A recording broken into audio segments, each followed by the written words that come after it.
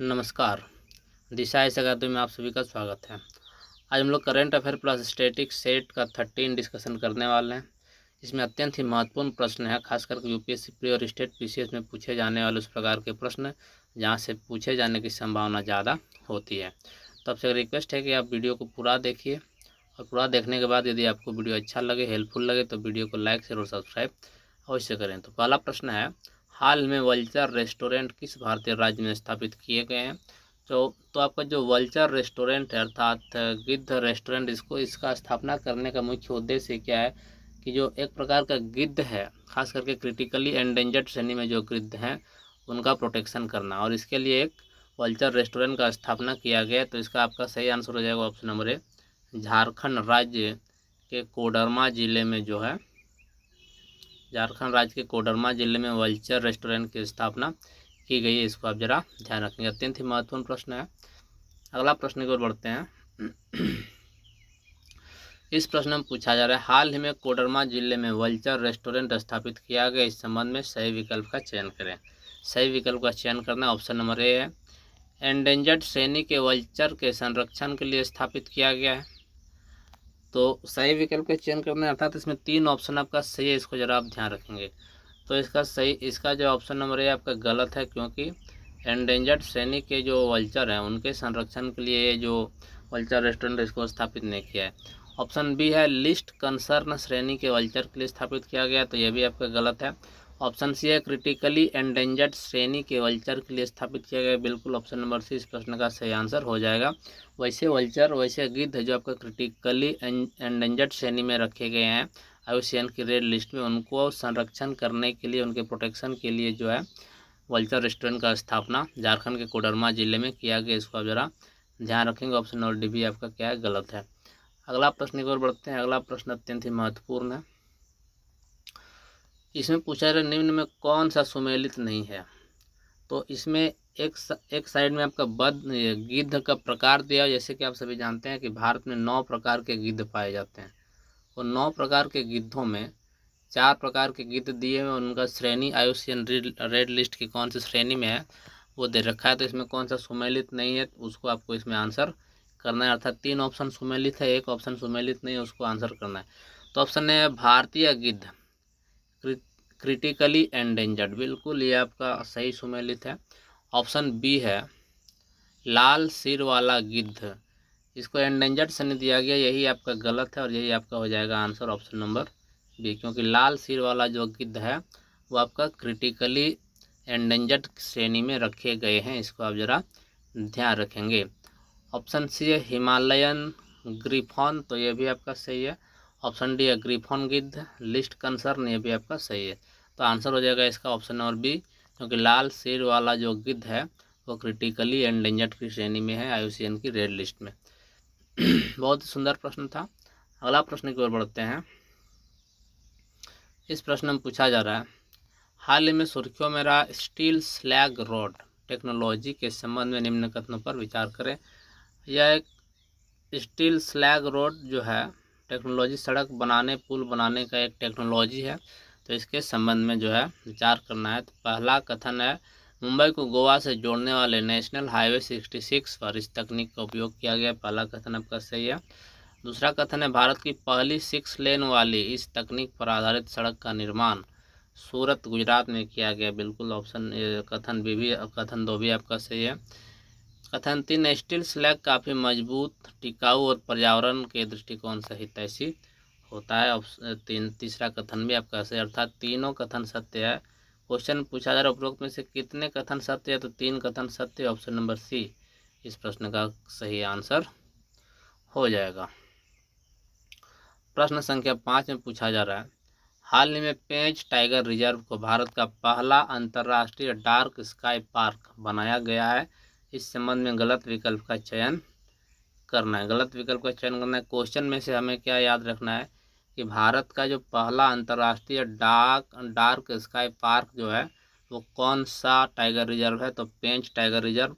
ये आपका one liner या वन वर्ड आंसर जो इसमें आपका बन सकता है। पेंच टाइगर रिजर्व जो है भारत का पहला अंतर्राष्ट्रीय डार्क स्काई पार्क है, इसको सबसे पहले आप ध्यान रखेंगे।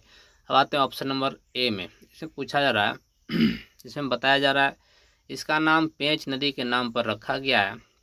यह नदी पेंच रिजर्व होते हुए उत्तर से दक्षिण की ओर बहती है।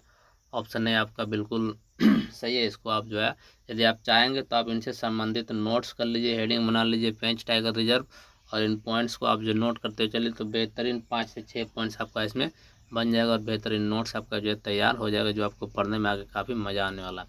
ऑप्शन बी है, ये मध्य प्रदेश में सतपुड़ा पहाड़ियों में स्थित है। इसका विस्तार महाराष्ट्र में नागपुर जिले तक है। बिल्कुल ऑप्शन बी भी आपका सही है।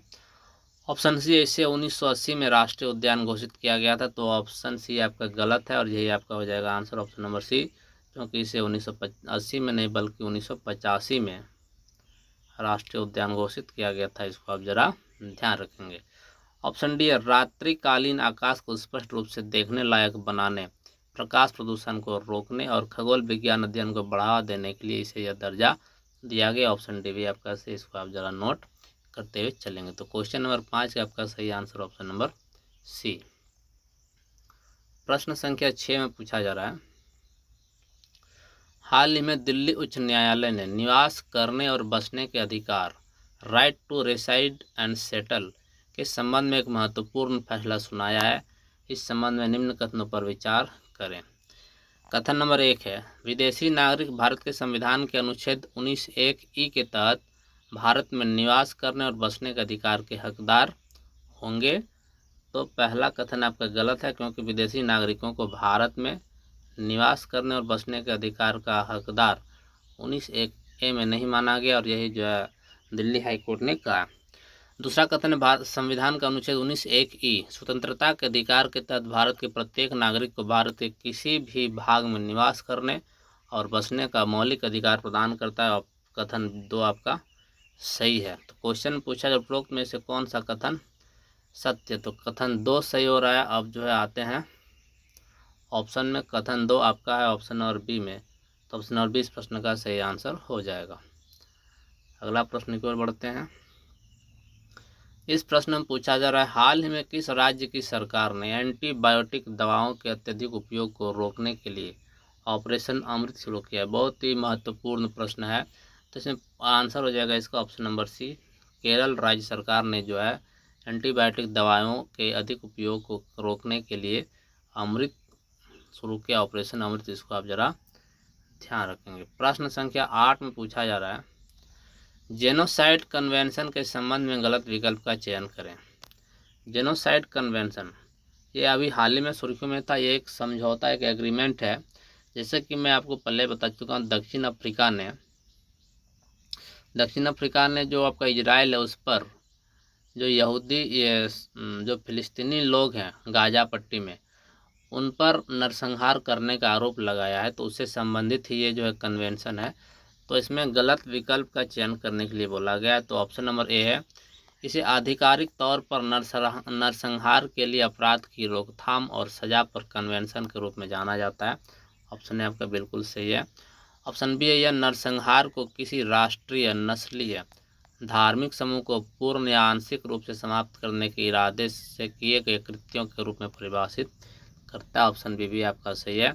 ऑप्शन सी है, यह संयुक्त राष्ट्र महासभा द्वारा अपनाई गई पहली मानव अधिकार संधि है। ऑप्शन सी भी आपका सही है। ऑप्शन डी है, इस संधि को 1945 में अपनाया गया था।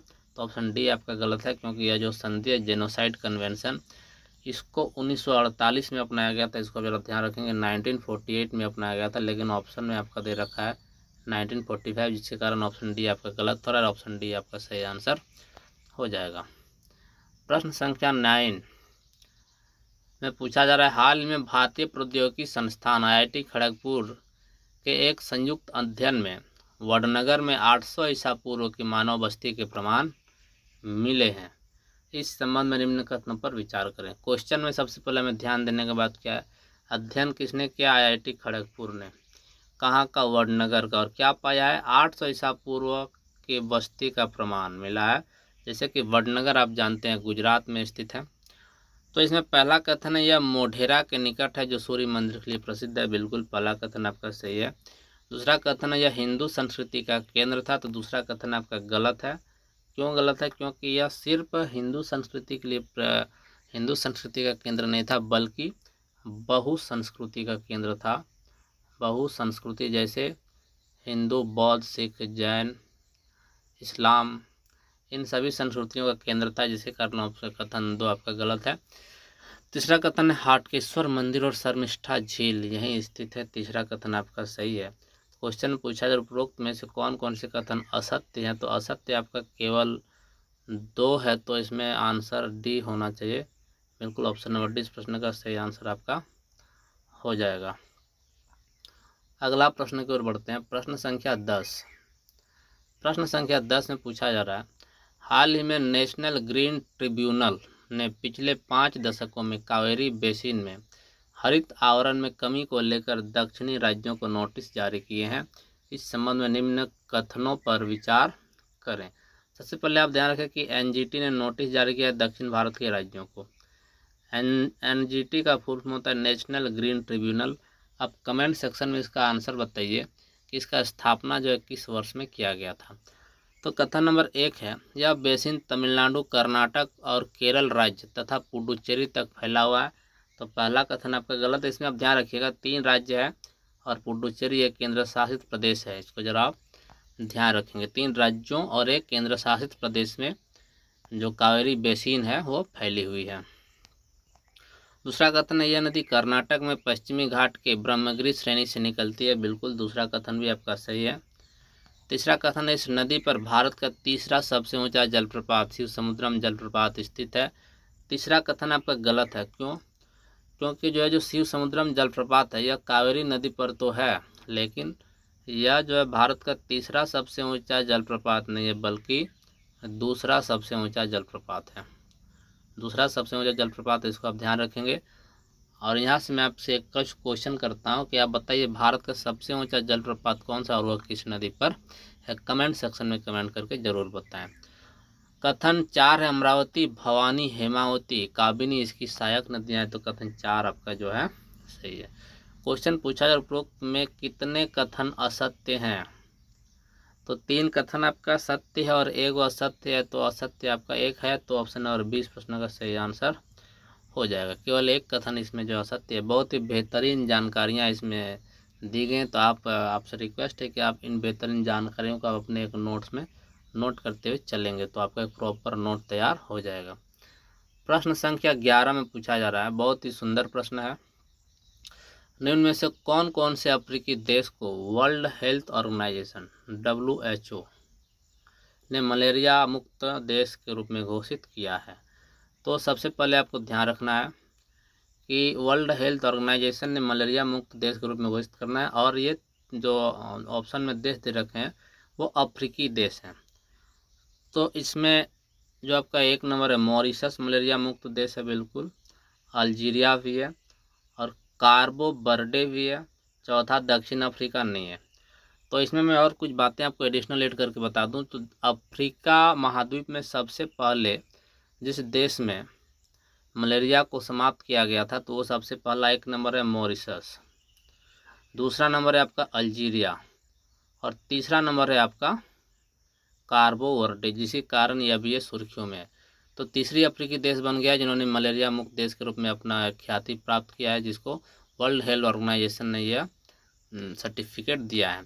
तो कार्बो वर्डे 1, 2, 3 जिसमें हुए हमारा आंसर हो जाएगा। तो ऑप्शन नंबर 20 प्रश्न का सही आंसर है, क्योंकि मॉरिशस, अल्जीरिया और कार्बो वर्डे नामक अफ्रीकी देश में वर्ल्ड हेल्थ ऑर्गेनाइजेशन ने मलेरिया को समाप्त करने की घोषणा की है। मतलब वहाँ मलेरिया जो है जड़ से समाप्त हो चुका है। बहुत ही बेहतरीन प्रश्न था। ऐसे प्रश्न आपके परीक्षा में पूछे जाएंगे जो थोड़ा आपके दिमाग को या आपके जो इन्फॉर्मेशन है, जो सूचना आपने एकत्रित कर रखे हैं, उनको टेस्ट करने के लिए ऐसे प्रश्न आपसे एग्जाम में पूछे जा सकते हैं। प्रश्न संख्या 12 बहुत ही सुंदर, इसमें पूछा जा रहा है, निम्न में से किस अफ्रीकी देश जो 10 द्वीपों का समूह है अटलांटिक महासागर में स्थित है, यह पुर्तगाली उपनिवेश था और इसका एक भी पड़ोसी देश नहीं है, वह कौन सा देश है। बहुत ही बेहतरीन प्रश्न है। देश का जो भौगोलिक विशेषता है उसकी इसमें व्याख्या की गई क्वेश्चन में, और वो देश कौन सा आपको पूछा है। तो परैया, ऑप्शन नंबर 1 परैया तो नहीं है। ऑप्शन नंबर बी कार्बो वर्डे इसका सही आंसर हो जाएगा। तो कार्बो वर्डे जो है वो अफ्रीकी देश है और वो आपका अटलांटिक महासागर में स्थित है। वो 10 द्वीप समूहों का हिस्सा है और 5 इसमें उप समूह भी हैं। और वो पुर्तगाली उपनिवेश था और उसका एक भी पड़ोसी देश नहीं है। तो ऐसा देश है आपका काबो वर्दे और इसका राजधानी है परैया। इसको आप ज़रा ध्यान रखेंगे, राजधानी इसका परैया। तो मित्रों, ये रहा 12 महत्वपूर्ण प्रश्न जो आपकी परीक्षा के दृष्टिकोण से अत्यंत ही महत्वपूर्ण हो सकते हैं। यदि आपको सेशन अच्छा लगा हो तो सेशन को लाइक जरूर, सब्सक्राइब अवश्य करें और बेल आइकन को प्रेस कर लें ताकि जैसे वीडियो अपलोड करो आपको नोटिफिकेशन मिल सके। धन्यवाद।